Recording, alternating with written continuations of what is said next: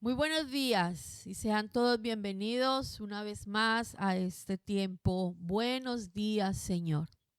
Este espacio que apartamos cada mañana para estar en la presencia del Señor, para estudiar su palabra, sumergirnos en ella y recibir todo lo que nuestro ser necesita para alcanzar ese propósito para el cual el Señor nos ha llamado.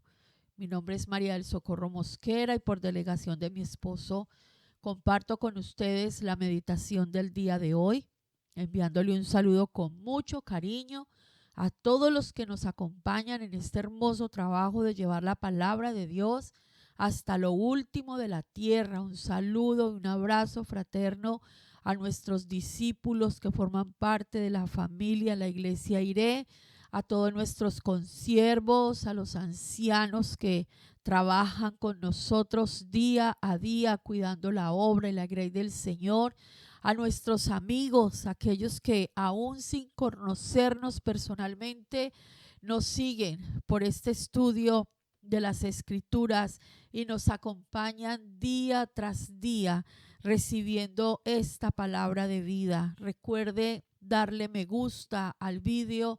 Es muy importante que lo hagamos para que esta plataforma se lo comparta a otras personas a quienes ni usted ni yo tenemos acceso. Suscríbase al canal si no lo ha hecho, y a los que están suscritos, gracias por formar parte de esta comunidad, y comparta este link, póngalo donde pueda, en sus estados, en sus grupos, compártalo con su familia, con sus amigos. Hagamos este trabajo en equipo para que la palabra de Dios sea extendida por toda la tierra.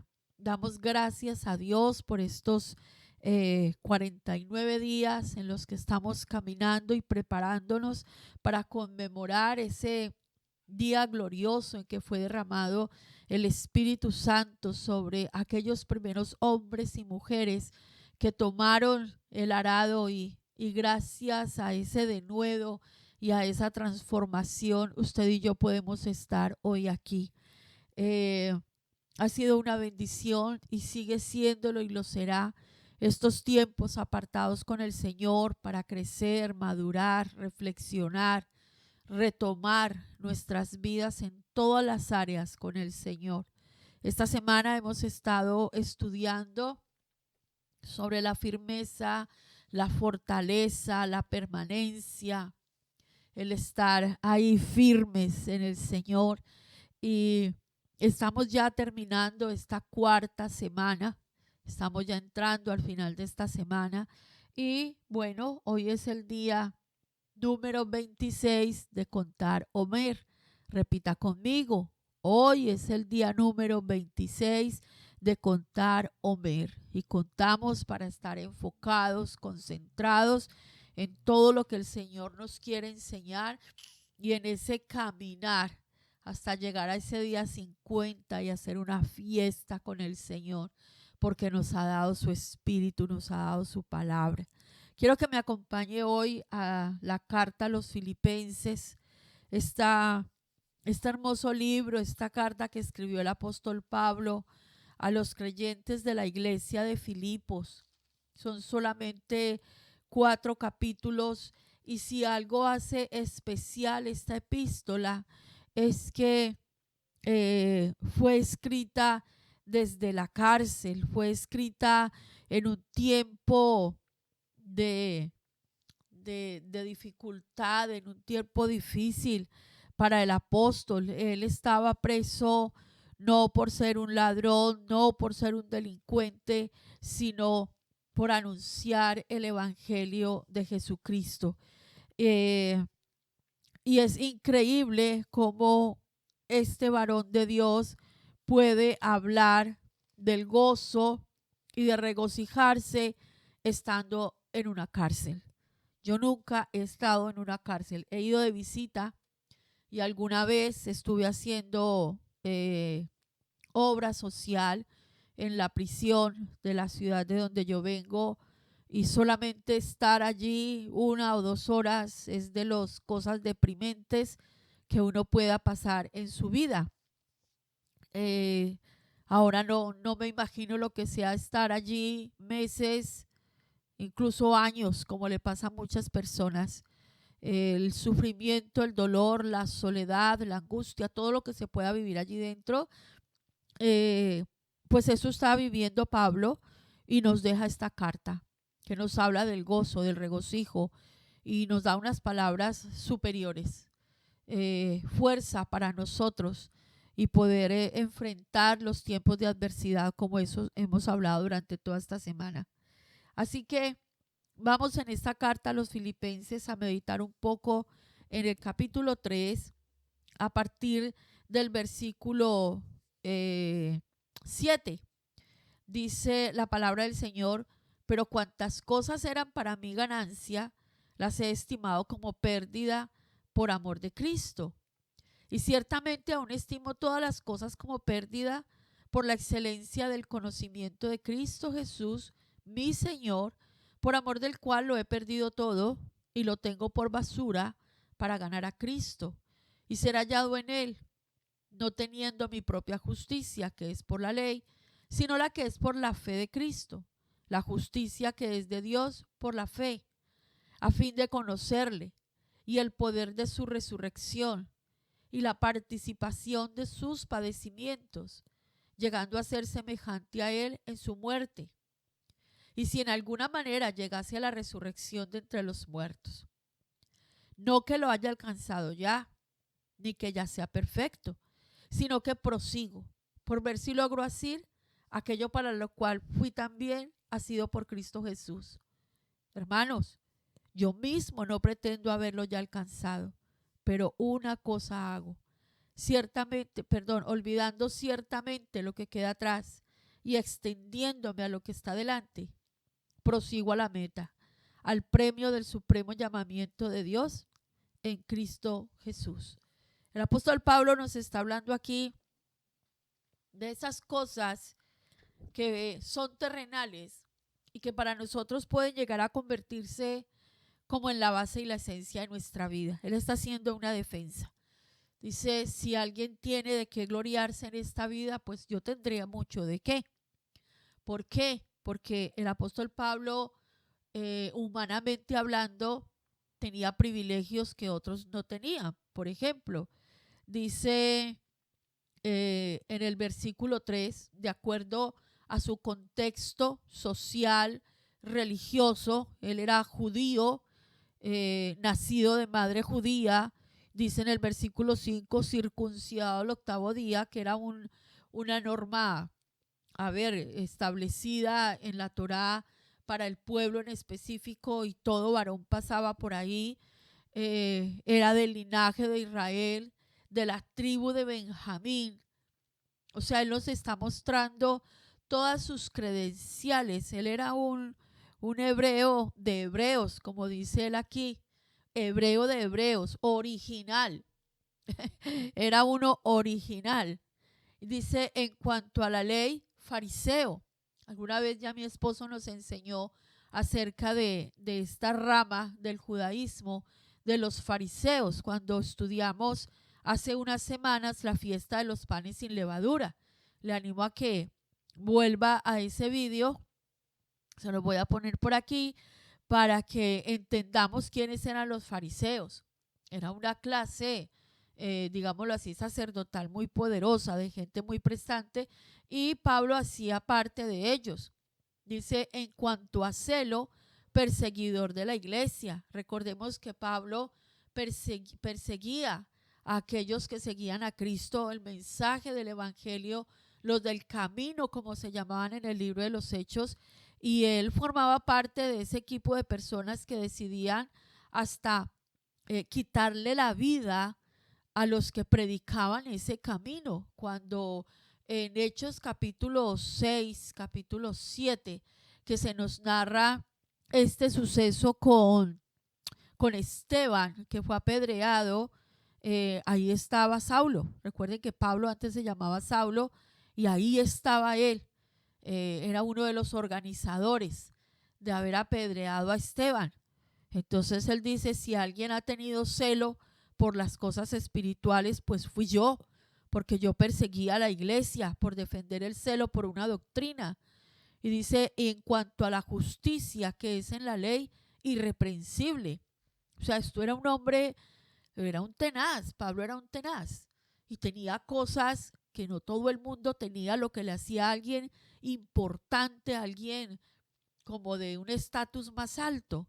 Sin embargo, dice en el versículo 7, que todo eso para él era como basura. Él renunció a todo eso porque tenía una meta clara en su vida. Y este es el enfoque del tema de hoy. ¿Cuál es la meta de su vida? ¿Cuál es la meta de mi vida? La meta es aquel lugar a donde usted y yo queremos llegar. Y para llegar a la meta hay que alcanzar algunos objetivos previos. Nosotros hemos vivido muy confundidos entre la meta y los objetivos de nuestra vida. Todos debemos tener una meta a dónde llegar. Y para alcanzar esa meta, tenemos que alcanzar pequeños objetivos, uno a uno, que nos ayudan a avanzar para llegar a la meta. Por eso el apóstol Pablo aquí nos dice que la meta de él es alcanzar a Cristo. Cuantas cosas eran para mi ganancia, las he estimado como pérdida por amor de Cristo, porque todo eso que tenía el apóstol Pablo no le servía para alcanzar la meta, que era alcanzar a Cristo. Y dice el versículo 8, aún estimo todas las cosas como pérdida por la excelencia del conocimiento de Cristo Jesús, mi Señor, por amor del cual lo he perdido todo y lo tengo todo por basura para ganar a Cristo. Mire qué palabras tan bonitas, tan profundas y tan desafiantes para usted y para mí hoy. Pablo ya no pertenecía a la casta dominante. Pablo ya no formaba parte de los que se hacían llamar sabios en medio del pueblo. Pablo ya no hacía alarde de su origen hebreo y su linaje hebreo, de haber cumplido todas las normas de la ley, porque todo eso se queda escaso y, como dice él, era basura frente al alto propósito de encontrar al Señor en su vida y hacer del Señor su todo. Dice, todo lo estimo por basura. Y algo aquí que es impactante es que él lo hace por amor al Señor. Por amor al Señor. Soltó todo lo que le estorbaba. ¿Cuánto estamos amando nosotros al Señor? Aprendimos en el Evangelio de Juan que el amor al Señor nosotros lo manifestamos obedeciendo su palabra. Y al obedecer su palabra, pues tenemos que dejar muchas cosas con las que hemos convivido y que al Señor no agradan y que a usted y a mí nos frenan nuestro avance y nuestro crecimiento. La meta en la vida del apóstol Pablo era ganar a Cristo, conocer al Señor, conocer el poder de la resurrección que trae una vida nueva, una transformación completa. Y esto va mucho más profundo. Mira lo que dice el versículo 9, dice, y ser hallado en él, no teniendo mi propia justicia, que es por la ley, sino la que es por la fe de Cristo, la justicia que es de Dios por la fe, a fin de conocerle y el poder de su resurrección y la participación de sus padecimientos, llegando a ser semejantes a él en su muerte. Esto es muy duro de entender, de asimilar y de vivir, porque es un deseo superior de una identificación con el Señor, no solamente en las cosas agradables como tener conocimiento, tener sabiduría, ser lleno del Espíritu Santo, recibir la revelación de lo alto, tener visiones, comprender la profecía, ser instrumentos para que el Señor hable a través de nosotros, que nuestra boca se abra y sea llena de la palabra del Señor. Sí, pero esto va más allá. Participar de sus padecimientos y llegando a ser semejante a Él en su muerte. Y aquí tendríamos que entrar a detallar cuáles fueron los padecimientos del Señor, cuál fue el sufrimiento del Señor y todo lo que enmarca la muerte de Cristo, para uno poder decir, yo quiero llegar a ese nivel de identificación. Esto es muy profundo, mis amados. Es muy profundo. Y nosotros durante mucho tiempo hemos tenido una vida con el Señor, pero caminando por la orilla, caminando por la superficie. Muy pocos han entrado a la profundidad. Muy pocos se han arriesgado a ir más allá, porque eso significa la negación de lo que nosotros somos, deseamos y queremos en esta carne, para buscar lo que viene del cielo, para buscar lo que es eterno, para entender el verdadero propósito del Señor con cada uno de nosotros. Esta era la meta de Pablo en su vida. Este era su objetivo. Hasta allá quería llegar. Y por amor a quien era el centro de sus afectos y sus deseos y sus anhelos, que era el Señor, Pablo se negó a sí mismo. Pablo entregó todo. Pablo se despojó. Pablo hizo cosas tremendas por amor al Señor, por amor a Cristo. El amor era lo que movía su vida y un deseo ferviente de conocer al Señor. Dice el versículo 12, no que lo haya alcanzado ya, ni que ya sea perfecto. Esto nos pasa a nosotros. Usted y yo vamos en un caminar con Dios, unos más adelante que otros, pero vamos en el camino. Algunos se quedaron parados. Si usted que me está escuchando está estancado, yo le animo a retomar ahí donde está, continúe. Algunos se devolvieron y el que se devolvió pues lo tiene más difícil todavía, porque volver a empezar le va a costar un poco más. No es imposible, pero requiere mayor esfuerzo. Vamos en este caminar, vamos en este avance, vamos con objetivos trazados. Usted y yo tenemos que definir cuál es la meta. Si usted no sabe para dónde va, cualquier autobús le sirve. Si yo no sé para dónde voy, pues el autobús, el tren o el avión que coja, pues a cualquier destino me ha de llevar, ¿verdad? Cuando tenemos una meta clara, pues entonces nuestra vida está organizada y vamos cumpliendo objetivos que nos llevan a alcanzar esa meta. Entonces ahí podemos decir que tenemos una vida con propósito, porque no estamos viviendo al día, no estamos viviendo a la loca, no estamos, como dice el apóstol Pablo, dando golpes al aire, sino que todo lo que nosotros hacemos tiene un objetivo, tiene un propósito. Mire, cuando yo estaba soltera con mi esposo en el ministerio donde nos conocimos, era un ministerio universitario, y fue, yo creo que una de las etapas espectaculares de nuestra vida, nuestra juventud con el Señor en ese ministerio. Y uno de los líderes que tuvimos en aquel tiempo, un hombre que de la verdad nos desafiaba muchísimo, de esos varones de Dios, varones de fe, nos decía una vez en un congreso: ustedes van a la universidad pensando en hacerse médicos, abogados, ingenieros, en fin, pero ese no es el fin de que ustedes estén en la universidad. Eso es una excusa para llevar el evangelio a la universidad. El verdadero objetivo es que en la universidad se ganen almas para Cristo.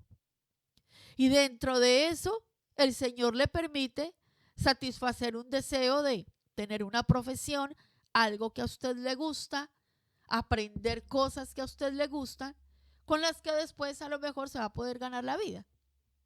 Pero ese no puede ser la única motivación para que ustedes vayan a la universidad. Nos hablaba a los que en ese tiempo estábamos en el liderazgo dentro de ese ministerio.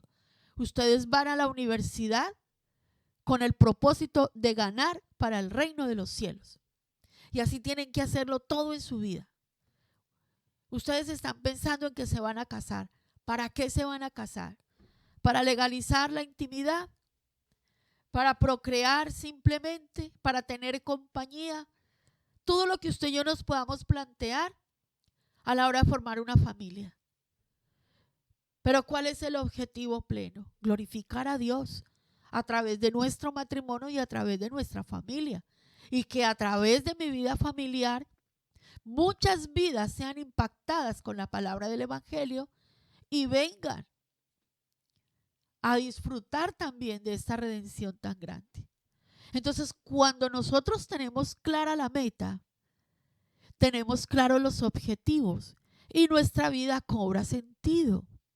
Voy a poner una empresa. ¿Cuál es el objetivo en tener una empresa, en ser empresario? No tener jefe, manejar mi propio tiempo, ganar más dinero. Todo eso es válido, todo lo pensamos, pero tiene que haber algo superior que trascienda la eternidad, porque todas esas cosas que hemos hablado son de la tierra. Tiene que trascender a la eternidad. Yo quiero una empresa que sea mía, que me permita manejar mi tiempo, para yo poder organizarme, para nunca dejar de hacer la obra de Dios porque no tengo tiempo. Una empresa que sea próspera y me genere recursos, con lo que yo pueda sostener mi vida, mi casa, pero con lo que yo pueda aportar dinero para que la obra de Dios se haga, porque para hacer la obra de Dios se necesita dinero. Hay que pagar locales, hay que pagar agua, hay que pagar luz. Qué bueno nosotros poder tener unos pastores que estén disponibles para nosotros todo el tiempo. Nos encantaría. A la hora que le llamo le encuentro. Pero entonces esa persona necesita un sueldo por lo menos y necesita sustento. Entonces, si queremos crecer a ese nivel en la iglesia, necesitamos tener dinero para sostener esas personas. Y se necesita dinero para abrir obra nueva. Entonces yo quiero una empresa que me genere ganancias para aportar a la obra de Dios, ayudar a ministerios que están empezando a crecer, porque hay una meta clara. Mi meta en la vida es Cristo. Mi meta en la vida es el Señor, que se cumpla su propósito. Entonces todo lo demás en mi vida cobra sentido. Y el apóstol dice, mire, yo no lo he alcanzado todavía. Y a muchos de nosotros nos pasa eso y lo tenemos que decir todos. Ninguno hemos llegado todavía a esa meta. Es más, para la mayoría ni siquiera había meta. Bendito sea el Señor que nos abre los ojos y nos da entendimiento. Y hoy podemos definir una meta en nuestra vida. Mi meta es el Señor. Mi meta es ese supremo llamamiento en Cristo Jesús. Mi meta es que su nombre sea glorificado. Mi meta es conocerle, mi meta es anunciarle. Y todavía no lo he alcanzado, me falta mucho por aprender, me falta mucho por conocer, me falta mucho por obedecer, me falta mucho por profundizar, me falta mucho en mi avance, estoy caminando en este camino. Y eso dice el apóstol Pablo, no que yo ya lo haya alcanzado, ni que yo sea perfecto, dice el versículo 12, sino que prosigo. Y aquí es donde viene lo que a usted y a mí a veces nos falta, y es persistir. Y volvemos a la firmeza y volvemos al carácter. Pablo dice, yo prosigo, yo voy para adelante, a ver si logro hacer aquello por lo cual fui asido por Cristo. Cuando dice ese asir es agarrar, es tomar. Yo sigo, yo me esfuerzo, yo continúo, yo no me devuelvo, yo no me estanco. para poder llegar a lo que me he propuesto en la vida, porque Cristo Jesús ya me tomó. Es que eso me parece súper bonito. Él ya tomó nuestras vidas y Él es el que hace posible que usted y yo podamos avanzar. Lo que tenemos que hacer es avanzar, tomar la decisión de avanzar, no quedarme estancado, es ir más allá. Nosotros estamos llenos de mucha comodidad. Mire, en este trabajo de cuidar la iglesia del Señor, nosotros nos encontramos con todas las excusas posibles para no hacerlo. Siempre habrá una excusa y todos hemos tenido excusas. Cuando soy joven, porque soy joven. Cuando estoy viejo, porque ya estoy viejo. Cuando estoy aliviado, pues porque tengo salud para hacer otras cosas. Y si estoy enfermo, pues porque estoy enfermo y ya no puedo hacer. Porque llueve, porque hace calor, porque está nevando, porque es invierno, porque me queda lejos. Y qué bonito cuando nosotros vamos madurando y vamos superando esas mismas excusas que nos habíamos puesto para no avanzar. Yo les contaría historias de lo que nosotros hemos vivido a nivel familiar frente a este tema. Dirigíamos un ministerio de parejas ahí en nuestra ciudad y nuestro hijo estaba pequeñito, era un bebé y teníamos una situación económica paupérrima. Había recesión en nuestro país y estábamos sin trabajo. De esas épocas duras, nosotros no teníamos con qué pagar un autobús y el ministerio nos quedaba a más de una hora de camino, era ir hasta el centro de la ciudad. Recuerdo que eran los martes y nosotros nos íbamos caminando desde la casa al lugar de reunión con el niño. Le llevábamos la comidita en un tupper y llegábamos a arreglar el salón, a montarlo todo, organizarlo todo. Y yo rapidito le daba la comidita al niño y los jugueticos para que se entretuviera. Y hacíamos la reunión, el ministerio de matrimonios.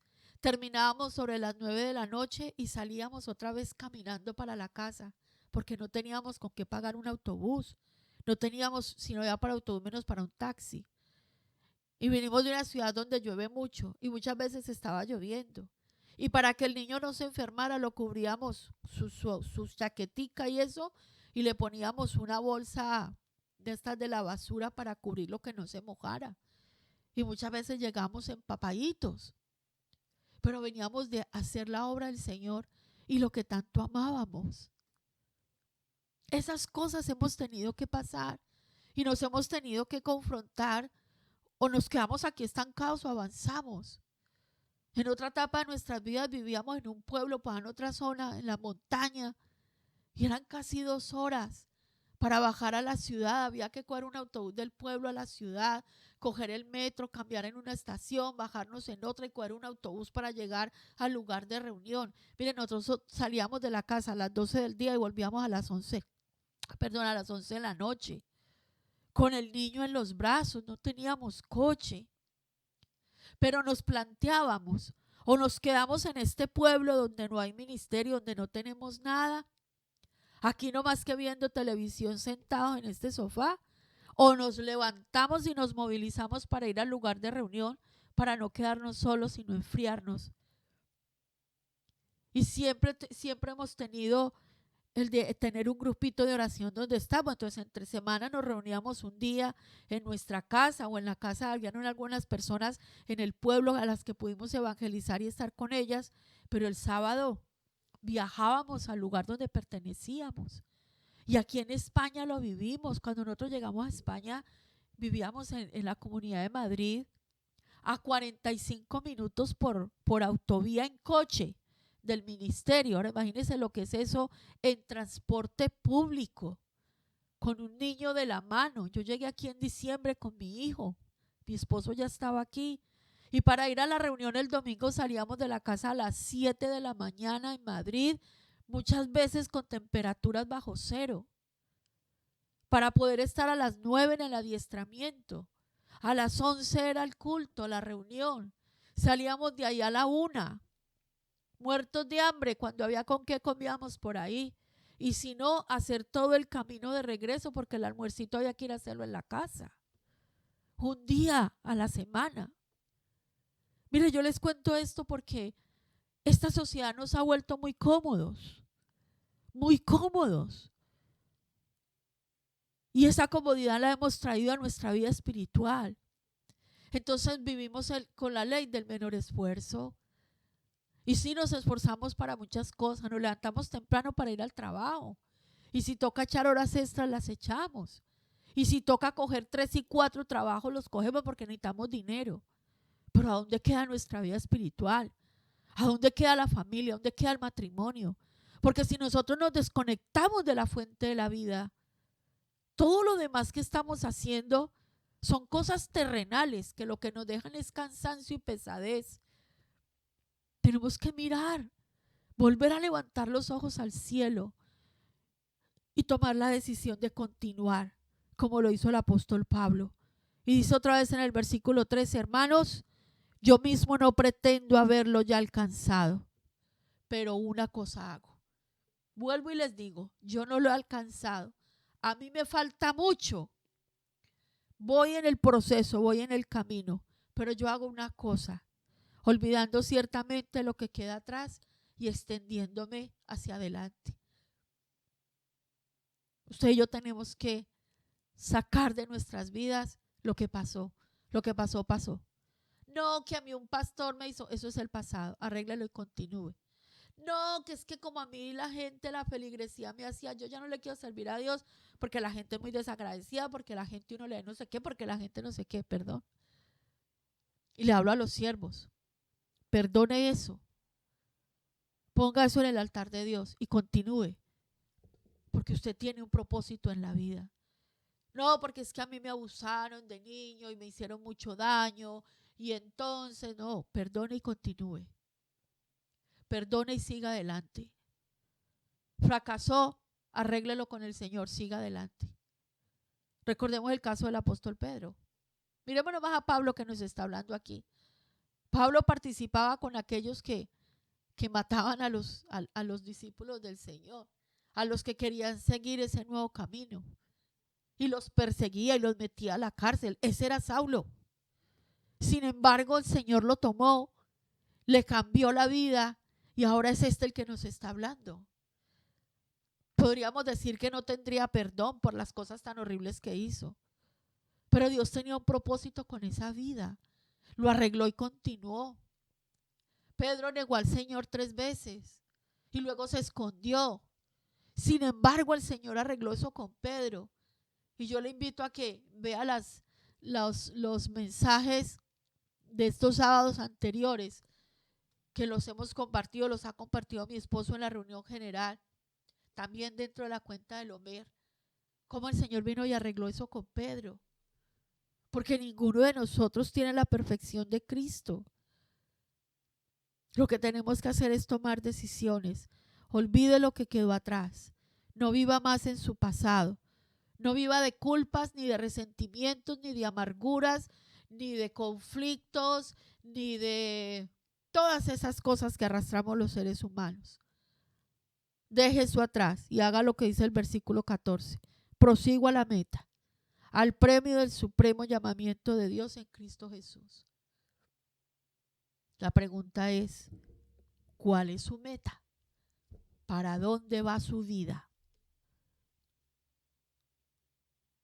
Buena pregunta para meditar hoy. ¿Cuál es la meta de mi vida? ¿Y cuál es el sentido que tiene mi vida en cada área donde me desempeño? ¿Cuál es el sentido de hacer lo que hago todos los días? ¿Cuál es el propósito de ir al trabajo, de ir a la universidad, de ir al instituto, de tener un esposo, de tener una esposa, de tener unos hijos, de desear unos hijos, de tener una empresa? ¿Cuál es el propósito de formar parte de un ministerio? ¿Cuál es el propósito? Ya no es tiempo de que usted y yo estemos viviendo por vivir y a lo que nos llegue al día. Ya es hora de madurar y crecer y poder conocer el propósito para el cual el Señor nos tiene aquí. Señor, te damos gracias por tu palabra. Señor, te damos gracias por alumbrar los ojos de nuestro entendimiento, por quitar los tapones de nuestros oídos, por liberarnos del espíritu de ceguera, del espíritu sordo. Gracias, Señor, por liberar nuestras vidas del espíritu de vértigo que nos hace andar como borrachos mareados, por limpiarnos con la sangre del Cordero y capacitarnos con el poder de tu Santo Espíritu para vivir estas cosas, Señor, tan supremas, son tuyas, son divinas, son eternas, son santas, vienen de ti, Señor. Esto no es humano, esto no es sabiduría humana, esto es sabiduría del cielo. Es tu corazón, Señor, abierto para nosotros. Y en esta mañana, con toda reverencia, te damos gracias, soberano Dios, por tener de nosotros misericordia y amarnos de esta manera y permitirnos conocer la profundidad de las Escrituras y llamarnos, mi Señor, a reaccionar en nuestra vida. Y como este varón a quien tú usaste, Señor, en el poder de tu Espíritu, que cada uno de nosotros pueda definir hoy la meta hacia dónde va nuestra vida. Cuánto anhelo, Señor, ser ratificado y decidido en que mi meta seas tú, en que mi meta sea conocerte, amarte, servirte, comprender el poder de la resurrección, comprender tus padecimientos, Señor, y entender que en algún momento esa identificación contigo tiene que ser también en ese nivel. En realidad, ¿qué es lo que causa dolor a mi corazón? El celo por tu palabra, el dolor por las almas que se pierden en una eternidad sin salvación, o simplemente que no sean satisfechos mis deseos egoístas de mi alma, Señor. Padre, gracias por la confrontación que haces hoy a nuestras vidas. Gracias por recordarnos que tú eres el único que le puede dar sentido a todo lo que hacemos, a lo que somos y a lo que vivimos, porque hemos sido tomados por ti. Padre, nosotros, igual que Pablo, podríamos sacar una lista de cosas de las que nos podríamos gloriar en esta vida terrenal, pero hoy sabemos que nada de eso es suficiente. Es más, muchas de esas cosas, títulos, posesiones, capacidades, relaciones, antes de apoyar e impulsar nuestro crecimiento contigo, nos pueden llegar a apartar del camino, Señor. Y nosotros no queremos apartarnos de la senda de la verdad, de la senda de la justicia. No tenemos de qué gloriarnos en esta tierra, porque cualquier cosa buena que haya en nosotros es solo porque tú lo has permitido, es solo porque tú lo has dado, Señor. Las capacidades, los dones, los talentos vienen de ti. La riqueza, las posesiones vienen de ti. La familia viene de ti. Nada nos pertenece en esta tierra, Señor. Todo es tuyo. Tú eres el dueño de todas las cosas. Las almas son tuyas, Señor. Tú eres el dueño de la vida. Todo te pertenece. Nuestras vidas te pertenecen, Señor. Por eso hoy acudimos y venimos de una manera voluntaria a recibir esta palabra. Y te pedimos, Espíritu Santo, que nos ayudes en tu sabiduría y en la libertad que le das a nuestra mente hoy a estar enfocados en la meta. Y qué bueno que cada uno de nosotros, Señor, podamos hoy definir que la meta de mi vida eres tú, que tú eres el centro de mi vida, Señor. Y por lo tanto, todo lo que llegue a mí tiene que llevarme a encontrarte, a verte en cada situación, a verte en cada momento, en cada lugar, a reconocerte, tu poder, tu gracia, tu misericordia y tu fidelidad en todo lo que vivimos, Señor. Que tú seas el centro de nuestras vidas. Ayúdanos a no perder el enfoque, Señor. Ayúdanos a estar firmes en ti y tener una voluntad firme para no dejarnos disipar y entretener y distraer por las cosas que el enemigo ha planeado para despistarnos de nuestro verdadero objetivo. Gracias, Señor, por todo lo que nos das. Gracias por tu amor, gracias por tu bendición. Gracias, Señor, por cada persona que ora hoy conmigo y que recibe esta palabra. Gracias por mis hermanos en la fe. Gracias por mis consiervos. Gracias por los siervos que reciben esta palabra hoy, Señor. Por los que estaban desanimados, por los que se han sentido incapaces, por los que han pensado que ya no pueden dar más. Gracias por recordarnos que es tomar la decisión. Yo prosigo, Señor, y tú me fortaleces como lo aprendimos en el mensaje de ayer. Yo decido, Señor, mirarte a ti, seguirte a ti, y tú me afirmas, tú me fortaleces, tú me consuelas, Señor, tú me sanas y tú me estableces para que tu gloria sea reflejada en mi vida.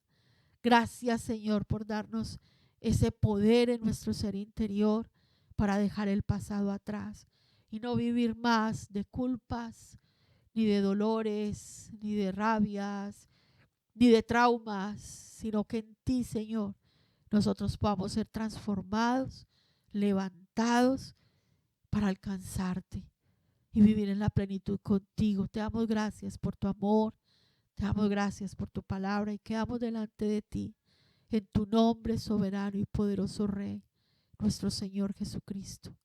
Amén y amén.